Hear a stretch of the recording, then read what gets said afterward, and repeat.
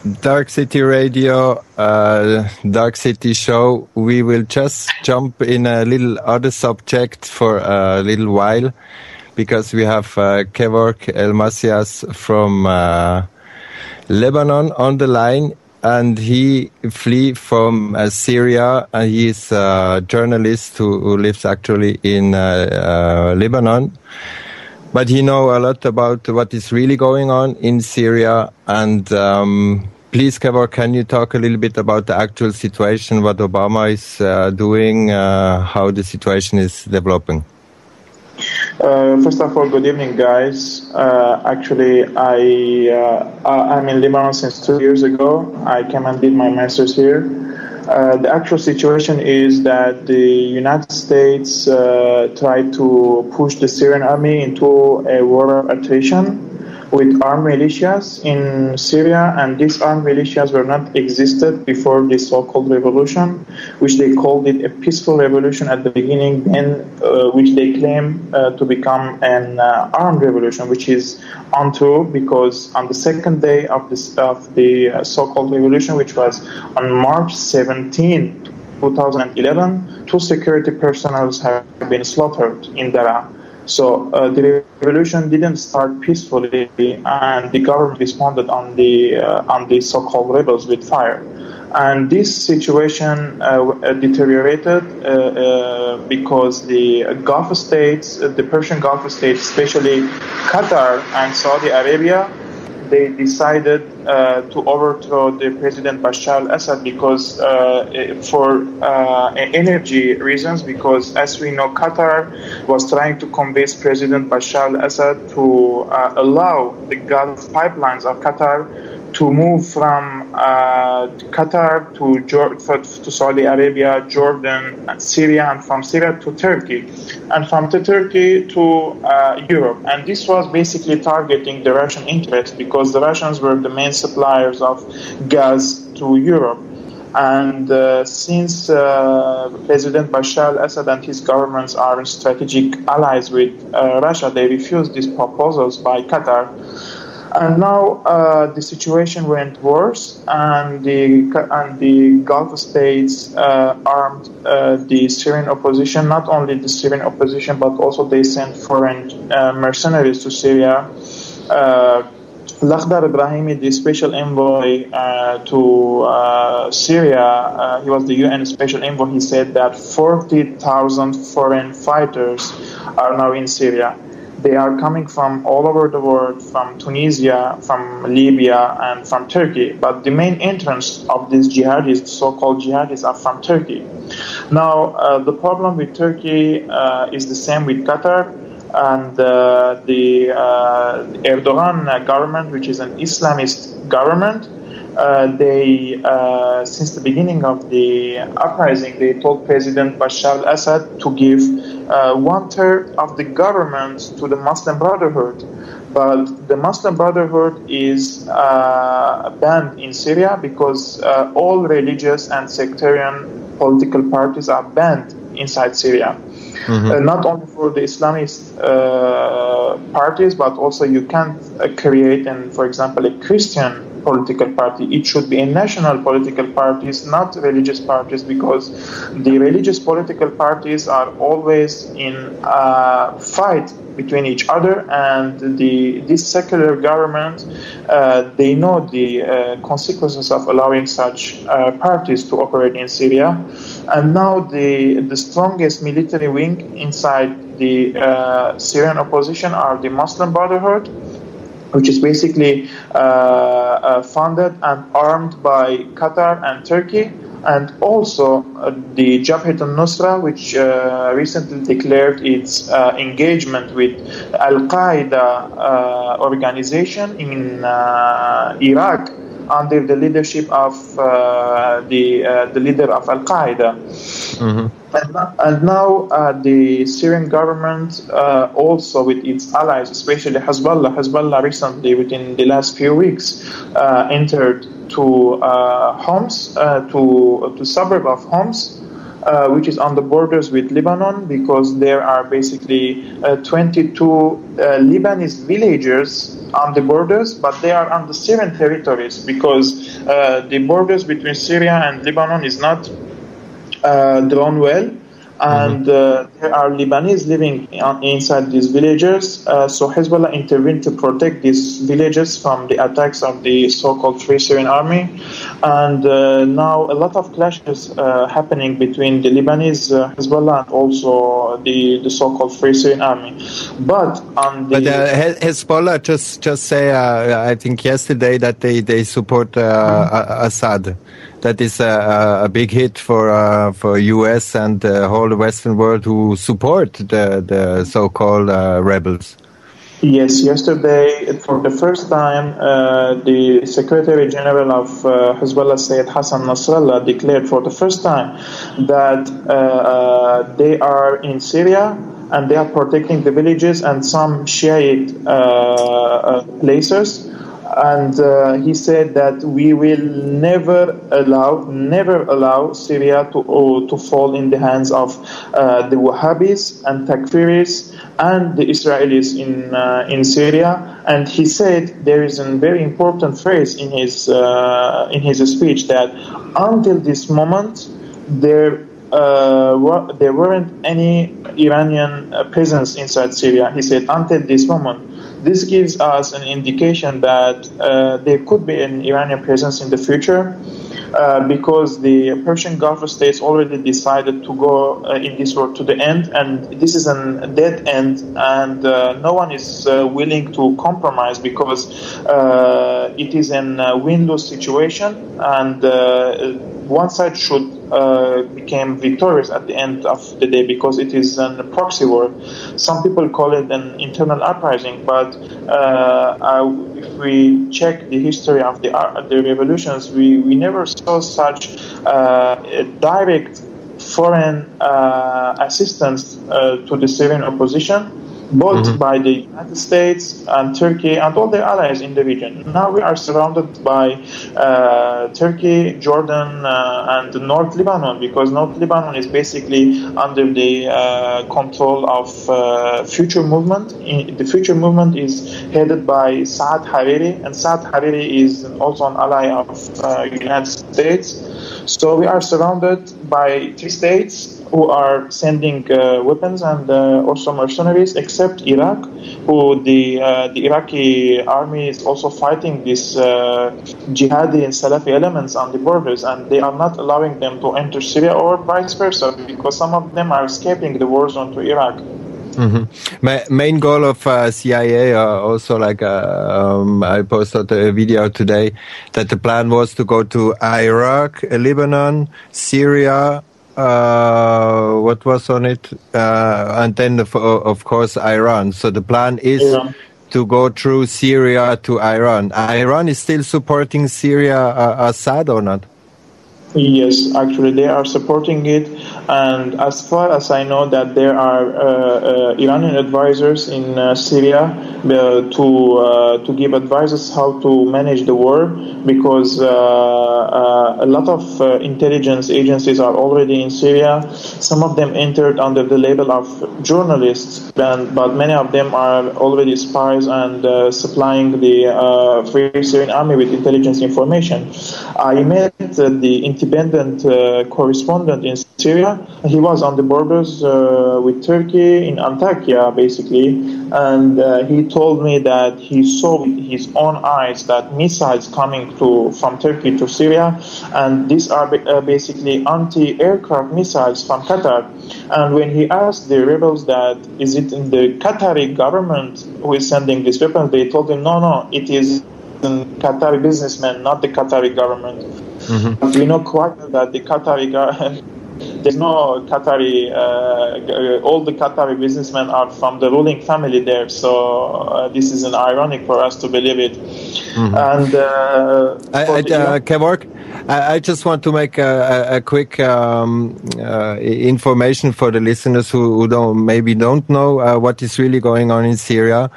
Syria, there was uprising, revolution. Some people they rise up and they get supported from the Western countries and send weapons and some mercenaries into Syria to take down Assad. What we are hearing on the Western media is that there is a real revolution going on, and that Assad is in our medias declared as a dictator sometimes and sometimes not. Now, what is really going on, and the ones who observe that kind of game that the CIA is playing since a while, they know that they want to go to Syria for any price, and they want to go further also to Iran to put more pressure on the whole Chinese stuff.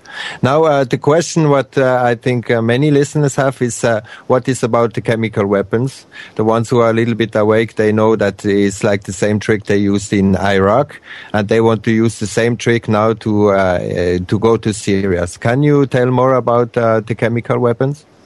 The problem of the chemical weapons is that they said that the Syrian army used sarin gas in some villages.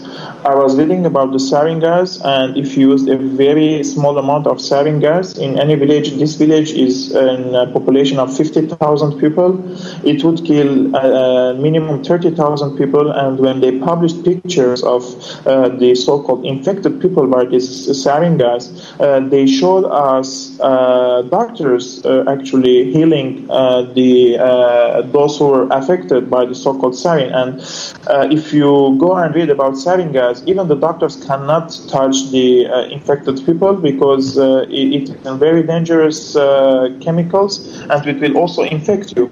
And basically in Syria, they are looking for any pretext to intervene. Now they always said we have a red line. The red line is the chemical weapons, and if the government used it, I mean, if the government have warplanes, tanks, and everything and they are able to manage this war in a very good way. Until this moment, we have the Syrian army didn't went fragmented, as they said that it will fall within 2 or 3 months, and we are seeing now a lot of people going as volunteers to the Syrian army. So the issue of chemical weapons is just like Iraq, it is only a pretext because the Syrian government knows quite well that it will lose even the Russian stance and the Russian support and the Chinese support if they use it. And in my own opinion, if you consider whether you consider it a dictatorship or not, but the Syrian government is rational enough, and they were very professional in managing the international relations. We know that since 40 years, since the beginning of this regime, and they were managing the regional and international issues quite well, and they were.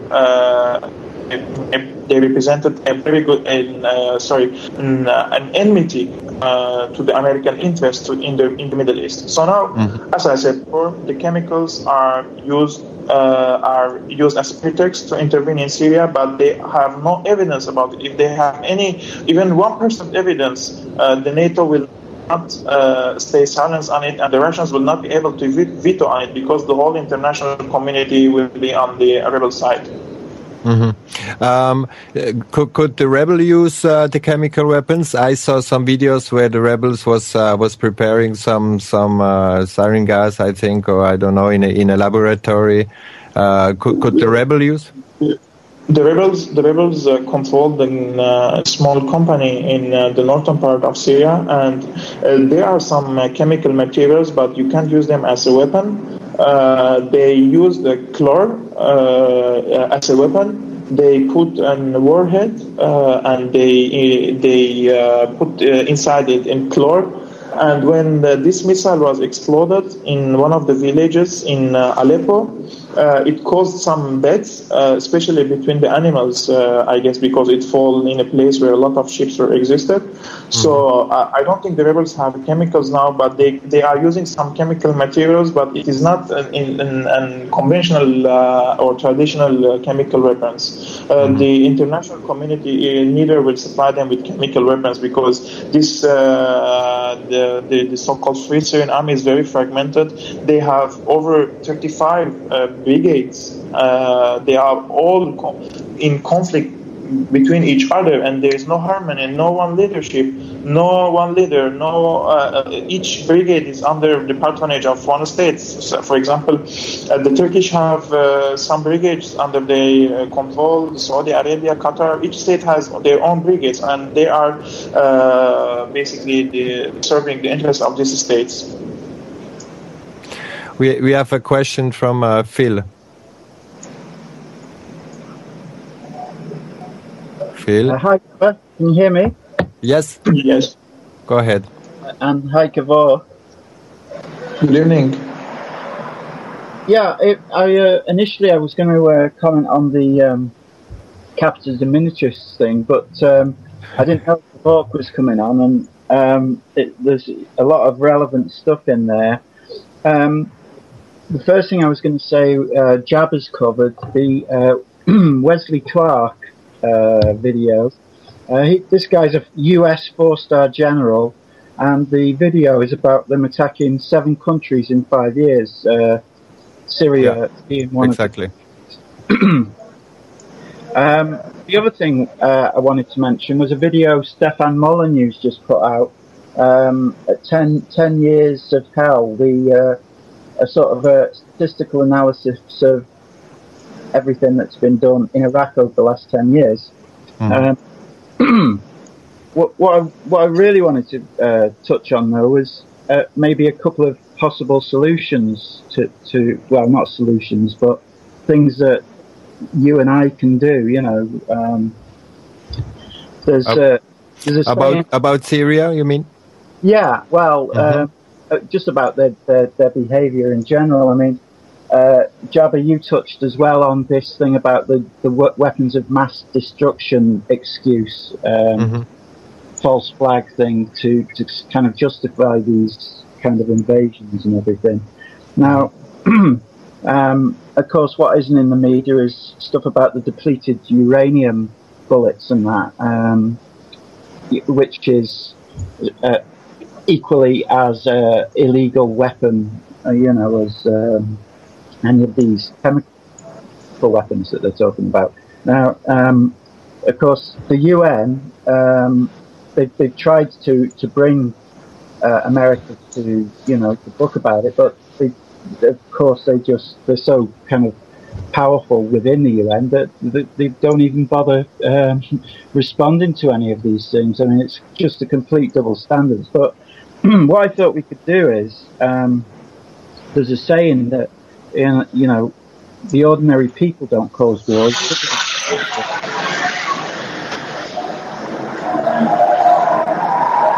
Kevork? Yes, I have I have 2 things to add, actually.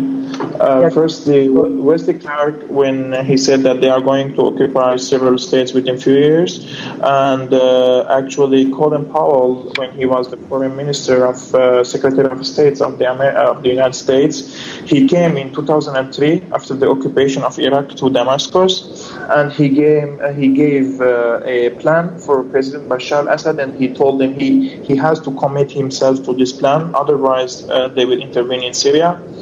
But the Syrians at that time, they supported the Iraqi resistance in Iraq, and they made the Americans sink in the souls of Iraqis. Afterwards, I think the Americans, in my opinion, they made some modification on this plan, and instead of entering Syria with military force, you have to change your conventional tactics into unconventional tactics, and this is the 4th generation of asymmetric warfare. It was also explained by one of the American generals and the CIA intelligence agent. He said that from now on, we don't need to use our armies. We don't have to send our troops into the Middle East. The main issue is to create a chaos inside a society, and to make a strife and make the people fight each other. And when you support one of the sides, which is the pro-American side, in this case the Free Syrian Army, and then when they are victorious, you will guarantee your interest without sending any soldier. And now the Free Syrian Army I don't know if they are aware about it or not, but they are basically fighting for the Americans because when you overthrow this government, the first thing will happen is that the upcoming government will make a peace with the Zionist state, and then they will allow the reconstruction of this state by the IMF and other Gulf states. If you see now the economy of Egypt, they are under the mercy of the Qatari ruler. How? These people, they also made a revolution. It was a genuine revolution, but then the regional governments, they hacked this revolution, and now Egypt turned into a big economic debt. They have a big economic debt. They need billions of dollars to recover, and the Qataris are paying them with, they are giving them carrots and also sticks because it is there is nothing for free. Yeah, and also the IMF is going to Egypt, and that is also the plan to install that a little bit everywhere. I think the only country where IMF is not is in Cuba, in North Korea, and in Western Sahara. We have some minutes left. Can you talk a little bit about people don't know what Syria is? Can you a little bit talk about what the situation, what Bashar is doing, who he is, and how the people perceive Bashar? The Syrian society now is divided. I think it's 50-50, almost 50-50. But those who were supporting the rebels now, even though they are opposing the Syrian government, but they are not with the Free Syrian Army, because we were aiming to replace this government in a peaceful way without this all bloodshed, because we destroyed the whole construction of Syria, the infrastructure and everything. Just today, the big bridge of Deir ez-Zor has been destroyed by the rebels, by Libyan mercenaries, and it was one of the most beautiful places in Syria, and they also destroyed one of the most beautiful mosques in Aleppo. So now the people saw that while they were opposing the Syrian government, but at the same time, those who are coming to replace this government is much worse than it, and we prefer to live in a secular under secular government rather than a religious Islamist. Because look, we are not talking about Islam. Political Islam is very different from Islam, and these people are bringing an ideology which is very bizarre for us. We are not used to live under a Wahhabi or Al-Qaeda ideology. You are with us or against us, because now when you were opposing the Syrian government, they were sending you to jail, okay? But these people, when you are opposing them, they are killing you, they are slaughtering you. And we are now in a very big confusion, and people start to think that what should we do now? We either side with the Syrian state or with Al-Qaeda. You don't have a third option. You know, if there is a third option, people will choose it. But now I think we have to stand with the side of the Syrian state and the Syrian army. We have to fight this terrorism until the end, because if we leave the country for these Islamist elements, the whole upcoming generations will grow up in a very radical ideology, and the upcoming generations will be useless for the country. Within only 10 years, President Bashar al-Assad constructed a private university. He entered all the technology and stuff to Syria. I studied myself in Syria. I didn't face any harassment by the Syrian intelligence. I was writing politics every day on Facebook. No one said, shut your mouth.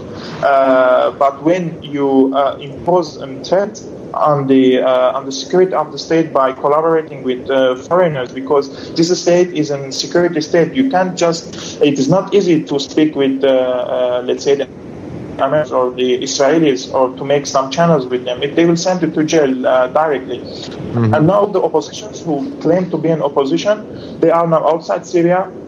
if they want to build the future of the Syria, also only the civilized oppositions, not the armed opposition, should return to Syria. And I urge the Syrian government to allow them to return, because we have to solve this problem via dialogue.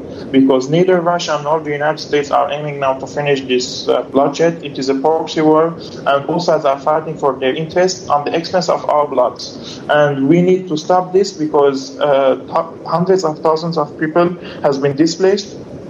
100,000 has been killed until this moment from both sides, and the priority should be now to stop the bloodshed and then to think for a political solution. Because whether Bashar al-Assad stayed or not, this is not the question. If there is a destroyed country, whoever ruled it, how can you rule the country on all this mess? I mean, if a Superman came and ruled the country, he would not be able to build anything, because the economy is now down and everything is destroyed, and you need the money. So you need the stability first to start building. We need 20 or maybe 30 years to build this country again. Kevork, we will let you go sleep. It's already late in Lebanon, and I hope you come back to the radio. I see some people would have some questions, but I think we should continue, because we jump in a little program with a completely different subject. There is an interview with Kevork on Babylon Decoded YouTube, 1 hour. Kevork, will you come back another time to talk more about it? For sure. Thank you so much. Thank we talk to you very soon. Thank you. Good evening. Good evening. Bye. Thank you.